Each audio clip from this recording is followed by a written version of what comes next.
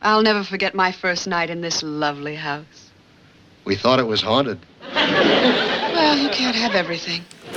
In 1964, on American television screens, a strange family stepped out of Charles Addams's dark cartoons to become a cultural phenomenon.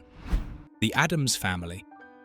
Audiences were fascinated by a world that was both gloomy and humorous, where Morticia glided like a graceful ghost. Gomez adored his wife with wild passion, and the children treated ghastly games as everyday fun.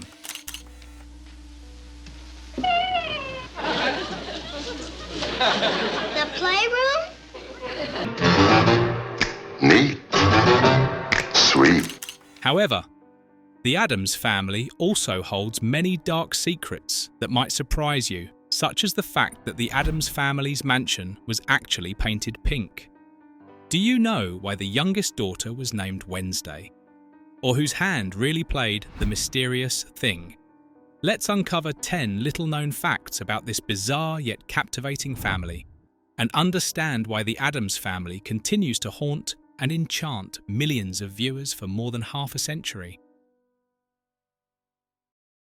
10. Characters only received names once the show was created. Since 1938, in the pages of The New Yorker, Charles Addams had sketched a strange, gloomy and humorous family. But one surprising detail was that for decades, the characters had no names.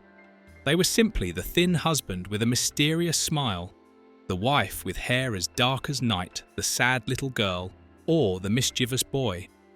The name the Addams Family back then referred only to the family as a whole, nothing more.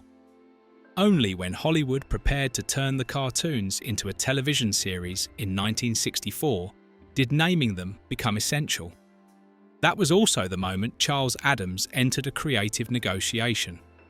He was invited to consult and suggest ideas, but he did not have full authority. The name Gomez is a clear example. Addams initially liked the name Repelli, a play on the word repellent, but actor John Astin felt Gomez sounded stronger and more relatable.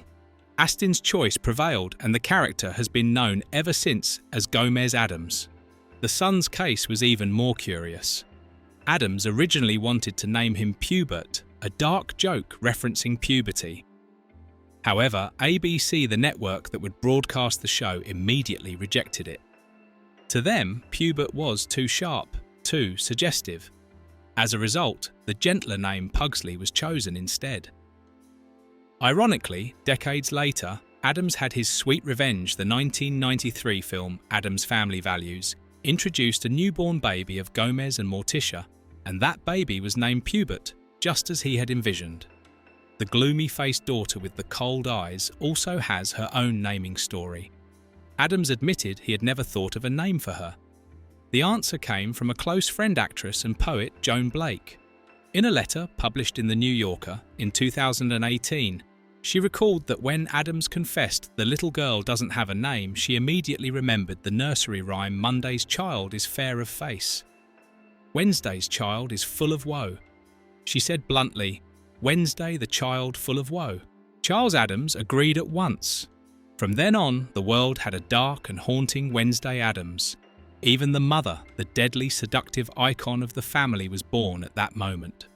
The name Morticia, at once sensual and macabre, was invented by Charles Addams himself, derived from Mortician. Combined with Carolyn Jones's figure in her tight black dress and her immortal screen presence, Morticia Addams quickly became the most alluring emblem of Gothic mystique. What do you think of these names? Do they fit the characters? Share your thoughts below. 9. Morticia. Addams needed 2 hours of makeup every day to appear on screen. Morticia Addams appeared on television as the embodiment of elegance and mystery. But to achieve this effect, Carolyn Jones had to make significant sacrifices. To become Morticia, she endured an intensive 2-hour makeup process every day. Her dress, which at first glance seemed like a glamorous design, was in reality a hobble dress so tight it turned every step into a challenge. The gown clung from her shoulders down to her ankles, making natural movement nearly impossible. This restriction forced Carolyn to glide rather than walk, creating the illusion that Morticia floated like a ghost. But behind the camera, it was not magic, it was sheer endurance. To maintain that ethereal glide, Carolyn Jones could hardly move normally between takes. At times, she had to hop from place to place, and when she was farther from the set, crew members carried her like a gothic lady on a throne. Sitting down was another impossibility. The gown was too tight around the knees for her to bend naturally. Instead, the costume department built a special slanted board backstage where she could lean back and rest without wrinkling the outfit. Director Sidney Lanfield and costume designer Edith Head had a clear vision. They wanted Morticia to look as though her lower body never moved, almost as if she were levitating. To achieve this surreal effect, they turned the gown into a real shackle, forcing the actress to abandon any comfort. Every glance, every sly smile seen on screen came at the cost of physical strain. The ordeal didn't end there. Carolyn Jones was naturally blonde, so to transform into Morticia, she wore a long, thick, heavy black wig made from real hair. Under the blazing studio lights, it felt like wearing a blanket over her head. Combined with the suffocatingly tight gown, playing Morticia was like working inside a portable sauna. Yet on screen, audiences saw only a mysterious, serene woman who never showed a hint of discomfort. What makes the story even more admirable is Carolyn Jones's professionalism and dedication. She loved the role so much that after the series ended, she kept the gown as a memento. However, she admitted she never wore it again. Morticia was a defining role, but also the most physically demanding challenge of Carolyn's career. 8. Thing's hand was actually Lurch's hand. In the history of American television, few side characters left as strange and lasting an impression as Thing in the Addams Family. Behind that disembodied hand was no special effect, nor a fake prop. It was the transformation of Ted Cassidy, the actor who also played the towering, soft-spoken butler, Lurch. When Lurch and Thing appeared on screen at the same time, it was of course impossible for Cassidy to split himself. In those cases, the task fell to Jack Voglin, the assistant director and associate producer, or sometimes other crew members. They would slip their hands through prop boxes, carefully maintaining the illusion that Thing truly existed as an independent being. This quiet collaboration created one of the show's most effective visual tricks despite the limited budget and technology of the era. Technically, Cassidy was often positioned lying on a wheeled cart pressed close to the studio floor, so that his body was hidden from the camera. From there, his hand could reach naturally out of boxes or across tables. Most shots used his right hand, but occasionally Cassidy mischievously used his left, just to see if anyone in the crew or the audience would notice. These small details reflected the actor's playful humour while adding layers of quirky legend to the show. In later adaptations from the early 1990s films to Netflix's Wednesday series, Thing has continued to be brought to life by other performers now with the help of modern special effects. 7. The Addams mansion was actually painted pink. The Addams house used for exterior shots was a real home, 21 Chester Place, Los Angeles. But behind the eerie facade of the Addams mansion in 1964 was a secret that shocked anyone who discovered it. Contrary to the gloomy, mysterious atmosphere seen on the Addams Family, the actual set interior was bursting with bright colours. The living room walls were painted bubblegum pink, the chairs covered in pastel floral fabric, the carpet a pale yellow, and even some corners decorated in aqua green. It looked more like a cosy suburban home than the spooky domain of America's strangest family. The director decided to transform the house into black and white tones for filming. This changed everything. Soft pink became deep grey, bright yellow, turned into cold light, and gothic details appeared sharper than ever. Producer David Levy admitted he deliberately used black and white film to disguise the silliness of the real colours.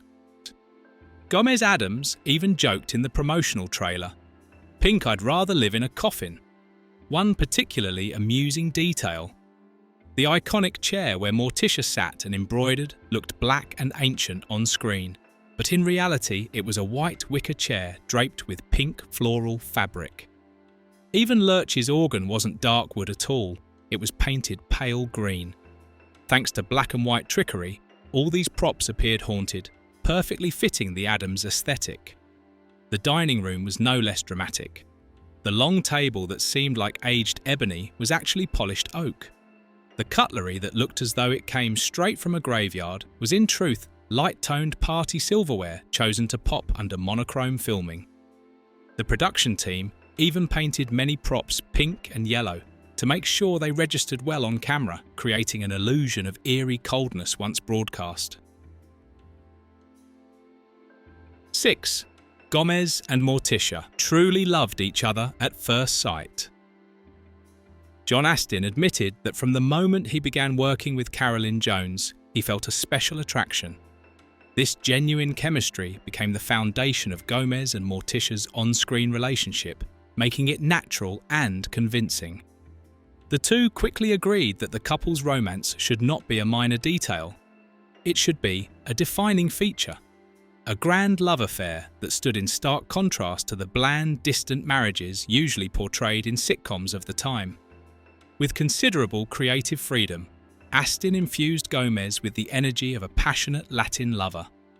Gomez appeared suave, showered Morticia with unabashed affection, and burned with unhidden desire. One of his signature displays of love was constantly kissing Morticia's arm, especially whenever she spoke French. This gesture, repeated across many episodes, became a hallmark of the character.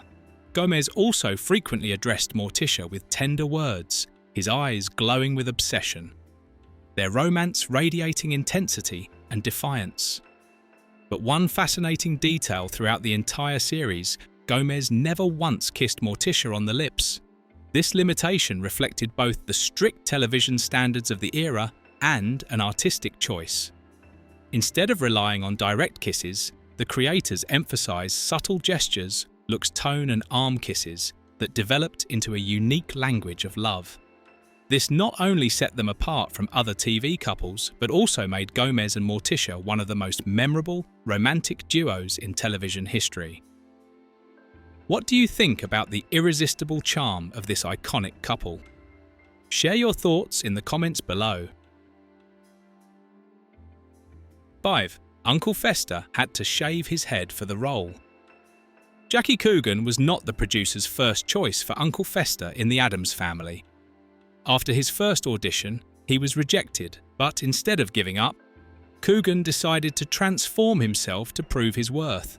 He went home shaved. His head, created his own costume, and applied makeup to match the bizarre character he envisioned. When he returned fully in character, he convinced the producers and won the role that would define his later career. Before becoming Uncle Fester, Coogan already had a long and distinguished career in Hollywood. Entering the industry as a child, he was one of the first child stars to achieve worldwide fame. During the silent film era, he became a familiar face with his innocence, expressive acting, and ability to touch audiences' emotions. His most memorable role as a child was in The Kid, 1921, where he played the boy who accompanied Charles Chaplin. The film became a timeless classic, and young Coogan helped bring it to life with his poignant performance. The image of the orphan boy, innocent yet mischievous, remained etched in cinema history and turned Coogan into a phenomenon. As an adult, Jackie Coogan struggled to escape the shadow of his childhood stardom. But it was Uncle Fester that brought him back into the spotlight this time, in a completely different form. Eccentric, grotesque, and unforgettable. Do you love this character? Share your thoughts in the comments below. 4. The iconic theme song was sung by only one person. In 1964, inside a small Hollywood studio, Brooklyn-born composer Vic Mizzy single-handedly created the the Addams Family's legendary theme song. Instead of hiring a group of singers as originally planned, he used overdubbing, recording his own voice multiple times and layering it to create the illusion of a full chorus. The whole process cost only a few $100s, but the result was unforgettable. A melody carried by harpsichord bass clarinet, and of course the now iconic snap snap. Mizzy later joked, 2 snaps, and I was living like Gomez Addams. The song was written incredibly fast within a single afternoon, inspired by Charles Addams' cartoons. In the studio, Mizzy directed himself singing, playing snapping fingers with a few technicians joining in. Producers initially thought the snap snap was silly, but after hearing the recording, they decided to keep it, and it quickly became the detail every audience remembered. Though it wasn't a huge hit in the US, the theme song climbed Canadian charts, and the soundtrack album sold over 100,000 copies. Mizzy reused the overdub style in other projects, and even rewrote the theme for the 1977 TV special with a full orchestra. When the Addams Family movie was released in 1991, he insisted on preserving the original melody, calling it the soul of the franchise. Today, the theme song is more than just a TV jingle, it's a cultural phenomenon. It's been remixed, covered, featured in trailers, reimagined in modern versions, and even used as a musical motif in Netflix's Wednesday.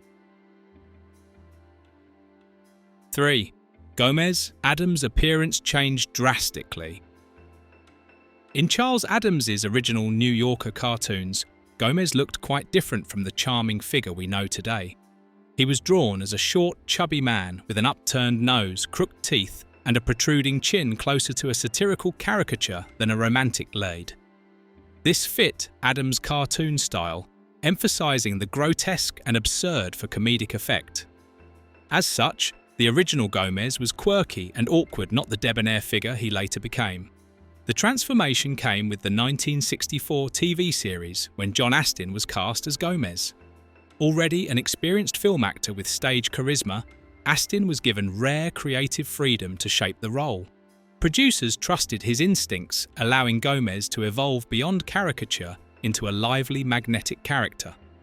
One of Astin's boldest ideas was to make Gomez a Latin lover, the archetype of a passionate, romantic man popular in 1960s cinema.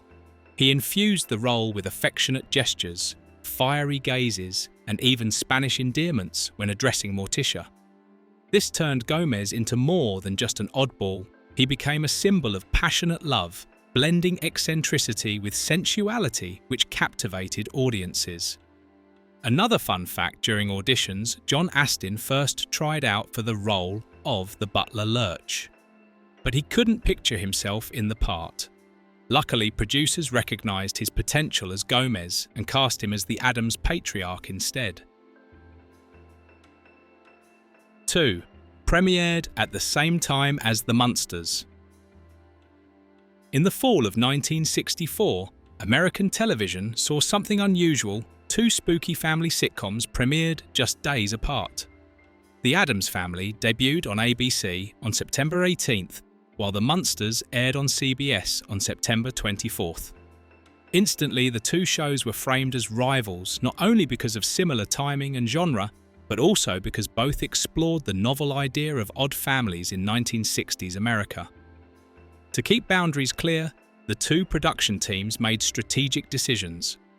One rule was to limit guest star overlap, fearing that audiences might confuse the shows if the same famous faces appeared in both. Though never publicly codified, this measure helped preserve each show's identity. The biggest difference, however, was in character philosophy. As John Astin Gomez explained, the Munsters depicted monster-like characters trying to live ordinary suburban lives, jobs, parenting, socializing.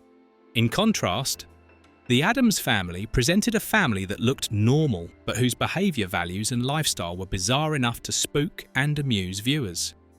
Producer David Levy emphasized that the Addamses weren't monsters at all, but fully realized people faithful to Charles Addams' cartoon spirit. Still, audiences often lumped the 2 shows together, treating them as interchangeable versions of the same idea.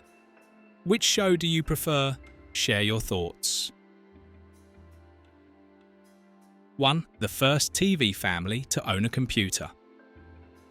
On 1960s television, while most families gathered around black and white TVs or rotary phones, the Addamses stunned audiences with a household item ahead of its time, a computer. The machine named Wizzo first appeared in the episode The Addams Family Splurges. In the scene, Gomez and his son Pugsley eagerly showed off the massive contraption, treating it as an afternoon amusement. Instead of using it for study or work, they tried calculating the costs of a family trip to the moon. For a family that slept in coffins, talked to plants and kept a lion as a pet, a lunar vacation sounded oddly reasonable. But Wizzo wasn't just for cosmic dreams. Gomez also used it for practical purposes, like predicting horse race results to budget for holidays. By season 2, the machine returned in an even wilder context, when Gomez ran for Mayor Uncle Fester, dragged Wizzo into the living room to serve as the campaign's political machine. This idea satirized American politics of the 1960s, while also showcasing the show's futuristic edge. Long before computers became part of everyday life, the Addamses turned one into a prop for macabre humour, making technology seem like just another spooky toy in their mansion. Interestingly, Wizzo wasn't entirely fictional. Its look and name recalled Univacqua Universal Automatic Computer, the world's first commercial electronic computer, which gained fame for predicting the 1952 US presidential election. Placing a mini Univac inside the Addams mansion was both bold and ironic. Even the most groundbreaking inventions of the 20th century became casual playthings in their world. 10 bizarre, yet enchanting truths. Like these prove that the Addams Family was more than just a black and white sitcom. It was, and remains, a cultural legacy that extends far beyond television. More than half a century later, the Addams Family's influence still thrives in pop culture. From Morticia's icy elegance and Gomez's fiery devotion to the unforgettable snap their image has reappeared in films, cartoons, Broadway, and most recently, Netflix's global hit Wednesday. So how many of these facts did you already know? Which detail impressed you the most? The gothic mobile prison dress of Morticia, or the Addamses becoming the first TV family with a home computer? Are there other secrets you'd like me to uncover about them? Thanks for reading until the end. If you found this fascinating, don't forget to like, share and subscribe so you won't miss more hidden truths about Hollywood classics.